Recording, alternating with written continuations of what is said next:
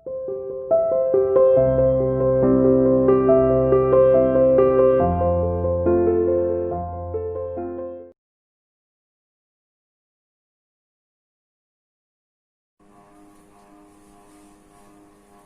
Students, welcome to CR international online classes.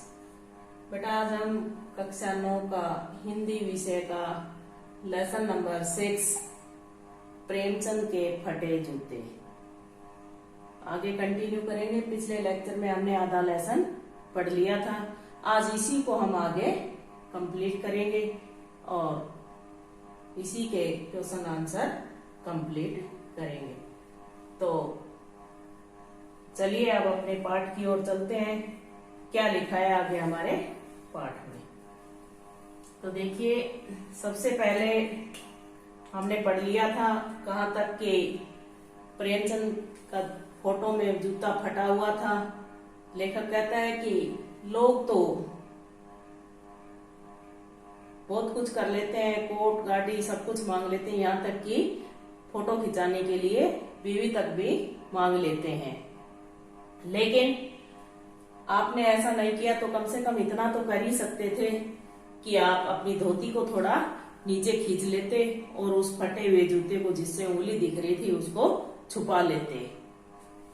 लेकिन प्रेमचंद ने ऐसा नहीं किया और हमने पढ़ा था पिछले उसमें लेक्चर में कि प्रेमचंद को किन किन नामों से पुकारा जाता है, यानी क्या क्या विशेषता बताई गई थी वो आपने पढ़ा था। महान साहित्यकार, युग प्रवर्तक और उपन्यास सम्राट,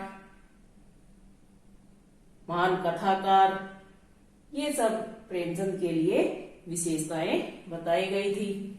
आज इससे आगे पढ़ेंगे। तो आगे देखिए अपनी किताब में।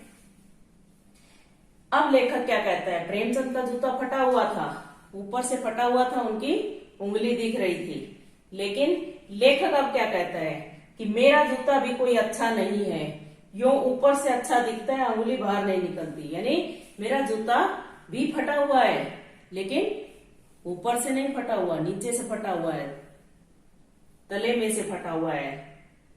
बस इतना फायदा है कि मेरे और प्रेमचंद के जूते में इतना अंतर है कि उनका जूता ऊपर से फटा है, उनकी उंगली बाहर दिख रही है और मेरा जूता नीचे से फटा है, बस मेरी उंगली बाहर नहीं दिख रही।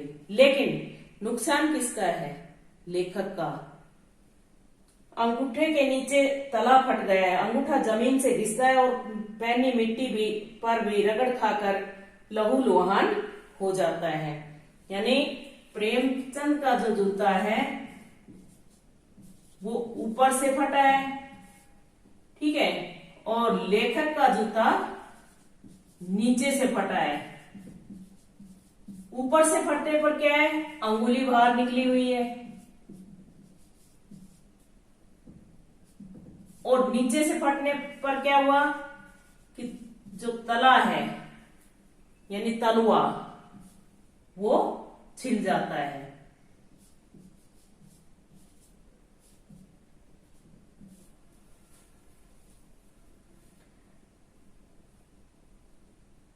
इसके बाद पूरा तला गिर जाएगा, पूरा पंजा छिल जाएगा, मगर उंगली बाहर नहीं दिखेगी। अब लेखक क्या कहता है कि मेरा पूरा पंजा छिल जाएगा लेकिन उंगली बाहर नहीं दिखेगी। क्यों? क्योंकि जूता नीचे से फटा है। लेकिन नुकसान तो हो रहा है ना पैर को, ऊपर से फटा, यानी मतलब क्या हुआ कि ये तो दिखावा ही हुआ ना, अंदर से कितनी बुराइयां हैं और बाहर से उनको छुपा कर रखते हैं। तो इसलिए कहता है कि चाहे कितना ही नुकसान हो जाए पैर का कितना ही नुकसान हो जाए, लेकिन बाहर से ऐसा नहीं दिखेगा। तुम्हारी उंगली दिखती है पर पांव सुरक्षित है। यानी लेखक का क्या है कि उंगली दिखती है लेकिन तलुआ सुरक्षित है, इसको कोई दिक्कत नहीं है, तलुआ बिल्कुल सुरक्षित है, ठीक है। उंगली दिख रही है कोई बात नहीं है, तो ये भी सुरक्षित है, लग थोड़े रही है।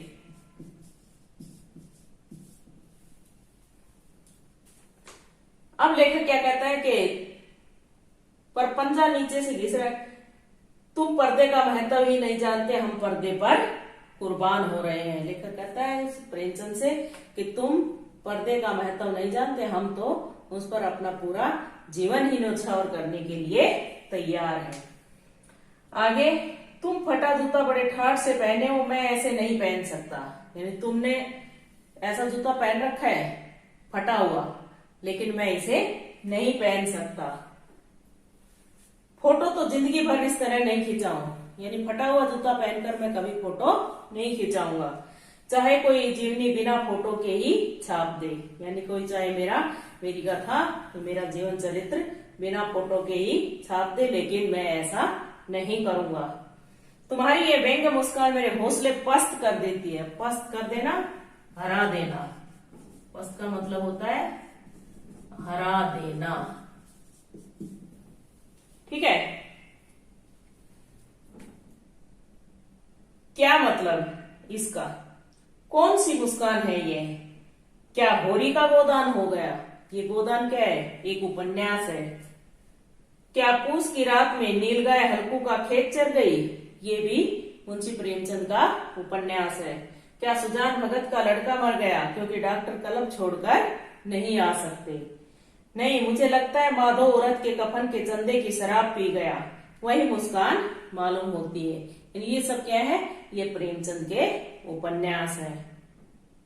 अगला आगे देखिए, मैं तुम्हारा जूता फिर देखता हूं। यानी लेखक कहता है कि बार बार मेरी दृष्टि उसी जूते पर जाती है और वहीं जाकर टिक जाती है। कैसे फट गया यह? मेरी जनता के लेखक। एक और अलग से कौन सा नाम आ गया? जनता के लेखक।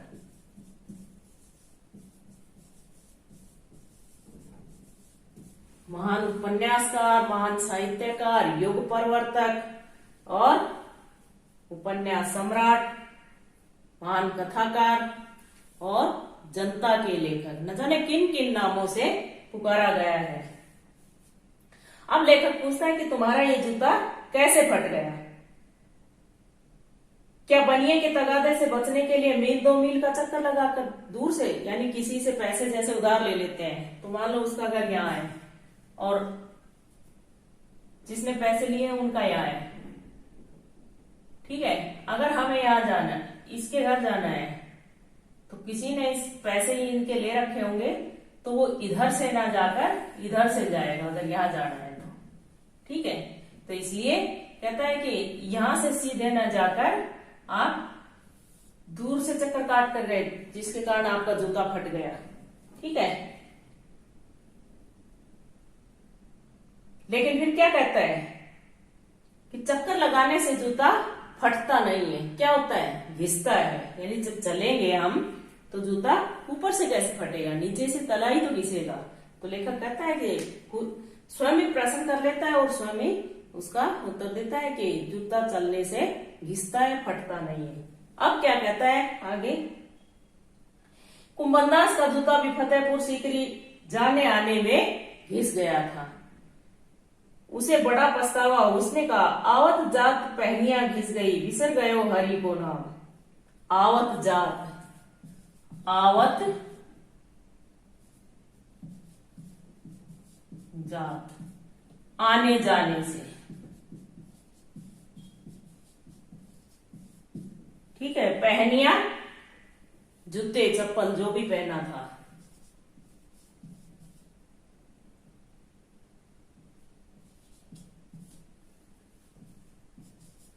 जो पैरों में पहना था, घिस गई, यानी आने जाने से जूते घिस गई। बिसर गयो हरि नाम, बिसर का मतलब होता है भूल जाना।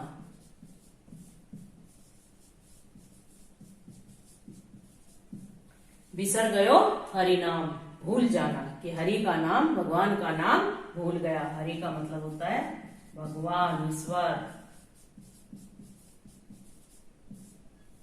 ठीक है।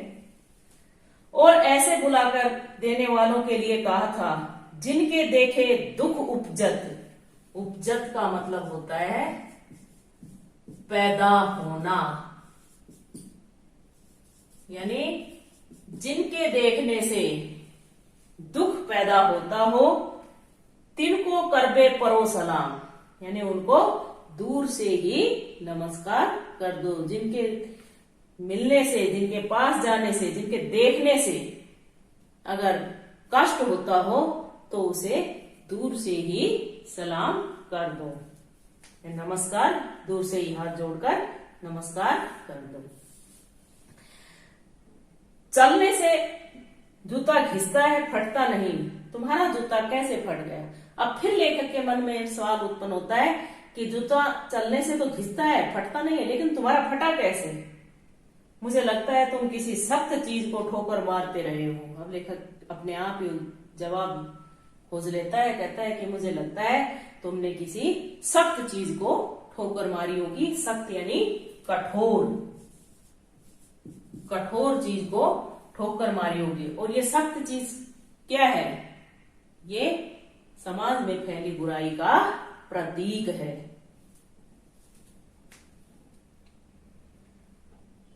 कोई चीज जो परत पर परत सदियों से जम गई, यानी काफी समय से, जैसे एक ही जगह गिरता, कोई भी चीज जैसे गिरती गई गिरती गई गिरती गई, जम गई या तो ये बहुत टाइट हो गई। ठीक है, ऐसे ही समाज में बुराइयां बढ़ती गई बढ़ती गई बढ़ती गई, बहुत सारी बुराइयां हो गई, उन्होंने अपने पकड़ बना लिया। तो लेखक कहता है कि कोई ऐसी चीज जो परत दर परत सदियों से जमती गई, शायद उस पर आपने जूता मारकर, ठोकर मारकर अपना जूता फाड़ दिया है। कोई टीला जो रास्ते पर खड़ा, टीला यहाँ किसका प्रतीक है? टीला यहाँ बुराई का प्रतीक है।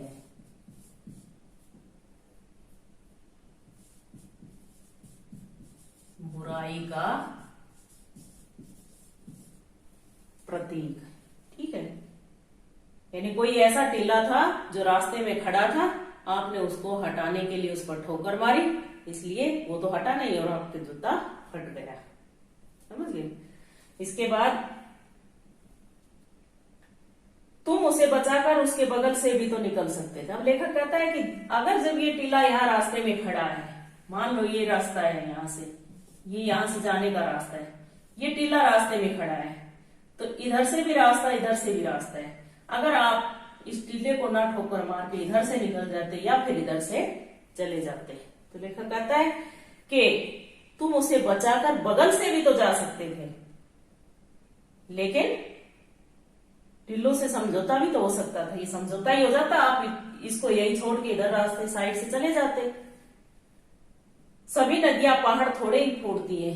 मान लो यहां से कोई नदी बह रही है और बीच में ये पहाड़ आ गया, तो नदी तो पानी यहां से कहीं से भी निकल जाएगा, क्या इसको तोड़ेगी थोड़े? तो लेखक कहता है कि सभी नदियां पहाड़ थोड़े ही फोड़ती हैं, कोई रास्ता बदलकर घूमकर भी तो चली जाती है।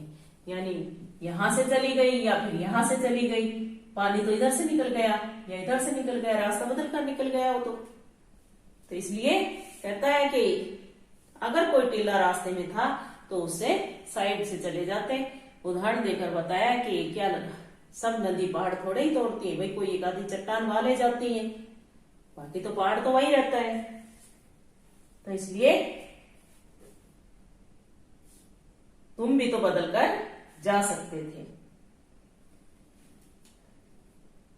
तुम समझौता नहीं कर सके, क्या तुम्हारी भी वही कमजोरी थी जो होरी को ले डूबी? ये होरी एक उपन्यास का हीरो था।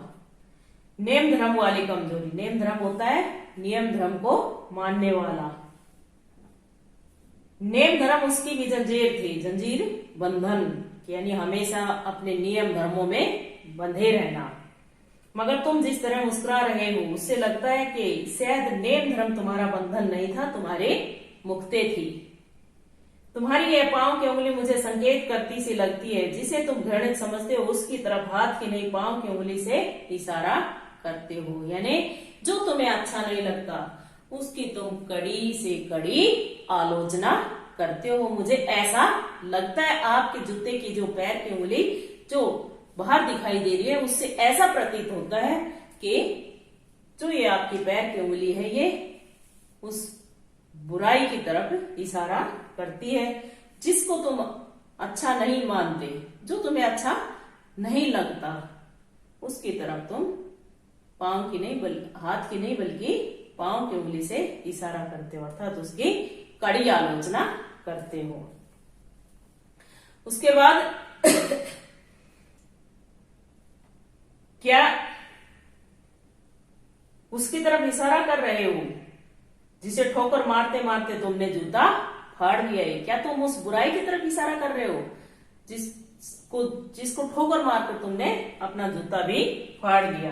तो मुझ पर या हम सभी पर हंस रहे हो, यानी हम पर, सब पर, जो समाज के जितने भी इस समाज पर हंस रहे हो। और यह मुस्कान भी, व्यंग्य मुस्कान भी समझता हूं मैं, तुम्हारा उंगली का इशारा भी समझता हूं और ये व्यंग्य मुस्कान भी समझता हूं। उन पर जो टीले को बरकरार बाजू से निकल रहे हैं, यानी तुम उन सब पर हंस रहे हो जो इस टीले को यहीं छोड़कर, यानी जो समाज में बुराइयां हैं उनको इग्नोर करके, अनदेखा करके आगे निकल रहे हो, उन सब पर हंस रहे हो। तुम कह रहे हो मैंने तो ठोकर मार मार कर जूता फाड़ लिया, अंगुली बाहर निकल आई पर पांव बचा रहा। लेखक ने अब क्या व्यंग्य किया? प्रेमचंद ने लेखक के लिए क्या कहा है कि तुम्हारा ऐसा मानना है कि मैंने तो उन बुराइयों को दूर करने के लिए मार मार के ठोकर अपना जूता तक फाड़ लिया है, लेकिन तुम उन पर पर्दा डाल रहे हो, यानी तुम अपनी बुराइयों को छिपा रहे हो। मगर तुम उंगली को ढकने की चिंता में तलवे का नाश कर रहे हो, तुम चलोगे कैसे? अगर ये बुराइयां इसी तरह से समाज में हावी हो जाएंगी, सारे पूरे समाज में ये बुराइयां फैल जाएंगी, तो तुम इस समाज में जीवित कैसे रहोगे, जिंदा कैसे रहोगे? ठीक है, मैं समझता हूं, मैं तुम्हारे फटे जूते की बात समझता हूं, उंगली का इशारा समझता हूं, तुम्हारी व्यंग्य मुस्कान समझता हूं, यानी मैं सब कुछ समझता हूं। ठीक है बेटा, ये आज जो हमने पढ़ा है इसको ध्यान से घर पर पढ़िए और इसके प्रश्न उत्तर बनाने का प्रयास कीजिए और उनका आंसर खोजने का प्रयास कीजिए। जब तक ध्यान से नहीं पढ़ेंगे समझ नहीं आएगा। ठीक है बेटा, धन्यवाद।